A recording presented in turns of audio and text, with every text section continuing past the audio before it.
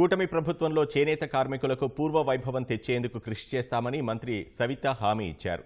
జాతీయ చేనేత దినోత్సవం సందర్భంగా విజయవాడ మ్యారేజ్ స్టెల్లా కళాశాల నిర్వహించిన వాకథాన్లో మంత్రి సవిత, ఎమ్మెల్యే గద్దె రామ్మోహన్ పాల్గొన్నారు.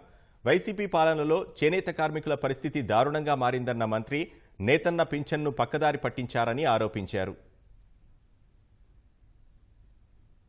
వస్త్రంగా మార్చి మనిషి మానాన్ని కాపాడే వస్త్రాన్ని తయారు చేసే చేనేత కార్మికులందరికీ ప్రత్యేకమైన ధన్యవాదాలు కూడా తెలియజేస్తున్నాం.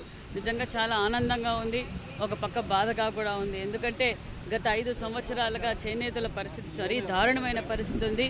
ఈరోజు స్వయాన ముఖ్యమంత్రి గారే చేనేతల దినోత్సవానికి చీరాలలో కూడా పాల్గొనడం నిజంగా చాలా ఆనందంగా ఉంది. ఎందుకంటే చేనేతల సమస్యలు చంద్రబాబు నాయుడు గారికి, లోకేష్ బాబు గారికి బాగా తెలుసు.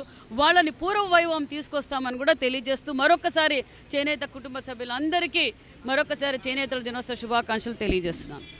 ఈ దినోత్సవం సందర్భంగా అనేకమైన కార్యక్రమాలు ఇవాళ వాకింగ్ చేసిన, అదేవిధంగా మధ్యాహ్నం అందరి చేనేత కార్మికులందరూ కూడా ఒక ఎగ్జిబిషన్ ఏర్పాటు చేసిన, ఒక సమావేశం ఏర్పాటు చేసిన. వాళ్ళకి ఇవాళ ముఖ్యమంత్రి గారు చీరాల్లో కూడా ఈ కార్యక్రమంలో పాల్గొంటున్నారు. వాళ్ళకి అనేకమైన వరాలు ఇచ్చిన దీన్ని ఈ రోజంతా కూడా చేనేత కార్మికుల కోసం వెచ్చించే విధంగా కార్యక్రమాలు చేపట్టడం జరుగుతోంది. అందువల్ల మరొకసారి చేనేత కార్మికులకి, అదేవిధంగా జాతీయ చేనేత దినోత్సవానికి అందరికీ కూడా శుభాకాంక్షలు తెలియజేస్తాం.